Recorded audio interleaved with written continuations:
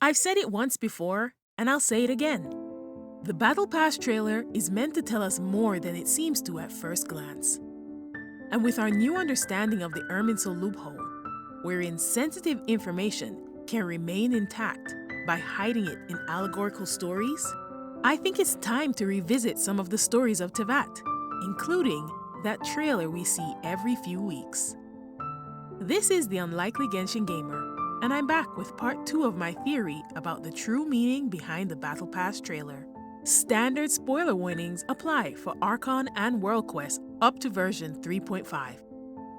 Now, while we're on the topic of Irminsul edits, I want to go in depth about how this occurrence even more supports the theory that Lumine could be basing her actions on an altered truth, therefore playing the role of the deceived heir. Although we have no solid evidence yet that Lumine is unaware of the Irminsul edits, it has been proven that entities confirmed to be recorded by Irminsul are indeed affected by its altering. Take for example the fact that the Raiden Shogun voice lines concerning Scaramouche are gone after the Inversion of Genesis Interlude Quest, and Tartaglia no longer remembers a sixth Harbinger. No one except Aether remembers Rukkhadevata, so it's safe to say Lumine, who according to Nahida is being recorded by Irminsul, might not either, which leads us to ask, what else might she not know? The very fact that Lumine is found in the Irminsul network while not being from this world is an anomaly in itself that suggests that she has come under the influence of something else, something very powerful. And that reminds me of another strange fact that's been overlooked so far, which is, if Aether isn't being recorded by Irminsul as Nahida confirmed, then what is happening to all the world editing he's been up to? What do people remember? When Nahida browsed through Irminsul to find him, what did she see pertaining to his exploits across the continent? Do the Aranara, who are a manifestation of the Dendro Archon's power over dreams, not remember the other Golden Nara who helped them? What does it mean that there is no record of him? Well, in my efforts to understand this, I thought, what if we think of a system like Wikipedia? It's a pretty comprehensive database with articles on lots of things about the world we live in, right? And edits to its articles are pretty commonplace. But what happens when you search for a term that has no page or article of its own? You'll be presented with a number of other articles where that term is mentioned, but none that expounds on the term itself. In Irminsul, that could mean no information outside of the context of the related article you were redirected to. So, for example, you can't look up info about the Sustainer, one of the Descenders, except for what limited info may be found in Nahida's knowledge of them.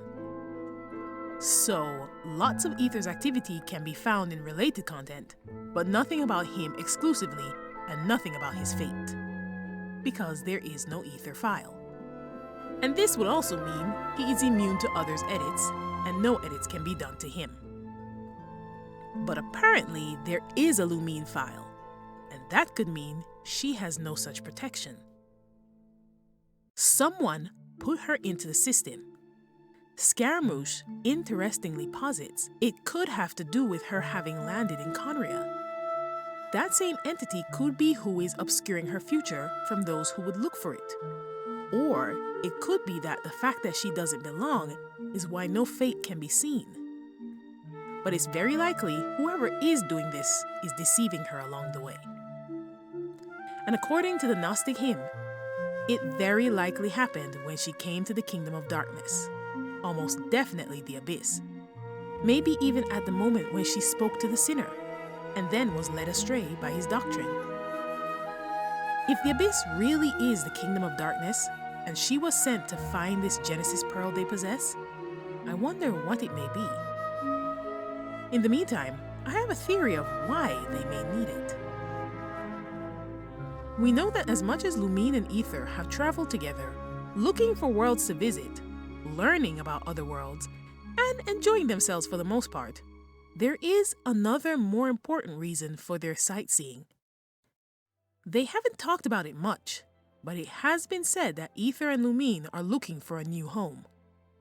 And although home, as they have said, is wherever they are together, the fact remains that they aren't going back to where they came from. It seems as though they don't have a home to go back to. And the description for the Sword of Dissension that PlayStation players receive at the start of the game provides a sad potential clue as to why. When this sword was last drawn, humankind was trying to preserve a doomed world. That world was their last and only home. This sword was drawn to defy that fate of destruction, but to draw steel against the law of the universe, that all who exist must one day perish. Surely it must have seemed the height of folly. But really, when one is faced with such a final fate, when up against the star-devouring darkness, what weapon would be fitting for one to wield? It can only be a sword. If nothing else, it shall bear the memory of those who face their ends without fear. When you wield this sword, you search for the answers hidden within this world. In this world, such a weapon may be used without any problem. Not for the fact that the universe casts no shadows here, and certainly not simply because it suits this world's aesthetics, but because this search is perhaps why you descended to this realm in the first place.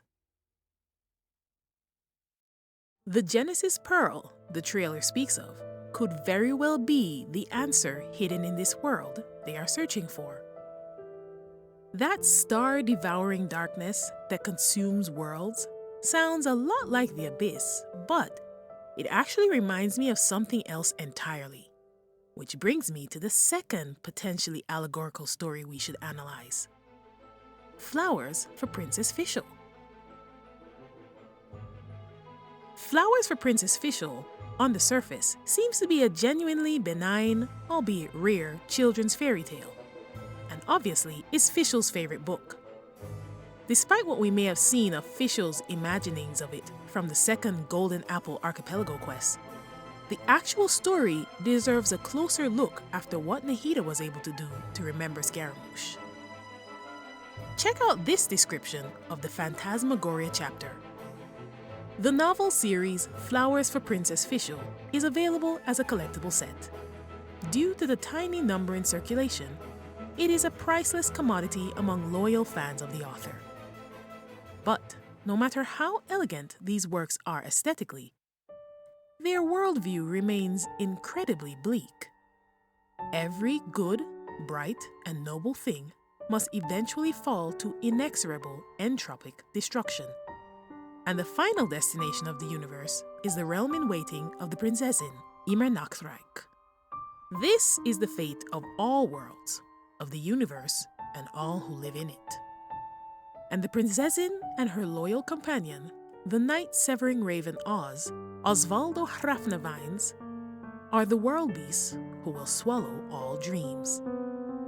At the very end, at the end of karma itself, she will grant all the gathered souls her benediction and use her thundering retribution to cleanse all that is ugly and wicked.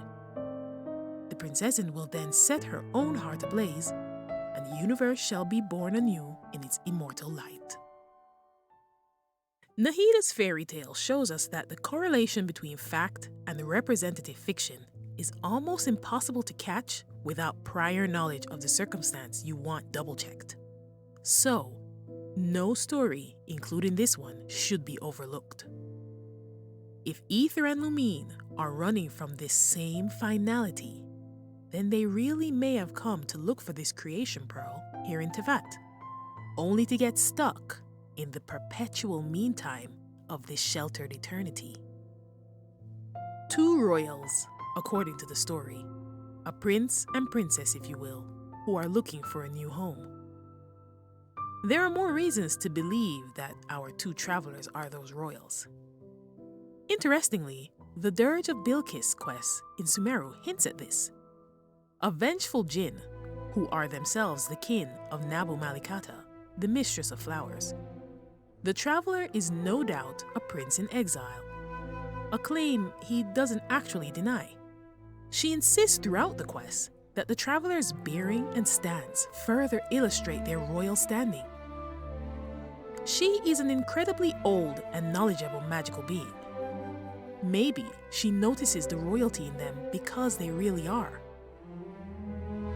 Two royals, likely siblings if they're from the same kingdom, sent on a journey to acquire a precious item from a kingdom that embodies darkness.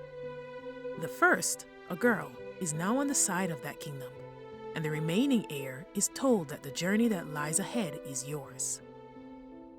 With this much similarity, I'm inclined to look deeper into the potential meanings behind what we have been told is our mission, rather than whether or not this is our mission. Thus commences my investigation into what the Genesis Pearl could be. Now then, what about that glorious kingdom in the heavens who sent us? Well, I'm still convinced that's Hoyoverse. I won't bore you with all the finer details of this unpopular theory, but allow me to bring your attention to another clue that rather glaringly suggests that something else is going on. Now, I don't know about you, but I do enjoy our little chats with Dansleaf every few weeks on how to use the potential new members of our team and about some of the intricacies of their personalities that he has observed. And I have no doubt that Bowkeeper Dansleaf, with his mysterious wealth of knowledge, is telling us how to use our characters. Neither he nor Alice ever break character when they give us the ins and outs of the latest character's kit.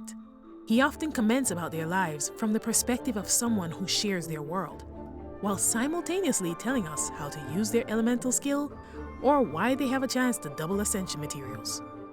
And if you listen carefully to what Dane has to say in each miscellany, in addition to his remarks in the Teyvat story preview, you'll realize that Dane not only seems to know the future in many cases. For example, how else could he know that Zhongli would make the contract to end all contracts before he did it? Or what the Archon of Natlan will tell us and why? But also the specifics of very uncommon knowledge, including the fact that the Archons are not the rulers of Teyvat. No matter how you'd like to interpret the clues, cookie crumbs, and hints scattered throughout the game and promotional materials, there's no doubt that something very mysterious is going on behind the scenes in Teyvat. So, what do you think? Am I making no sense? Have I perhaps inspired you to start thinking of a theory of your own? Let me know in the comments. Thanks for making it with me this far. Please like and subscribe if you've enjoyed, and I'll see you in the next video.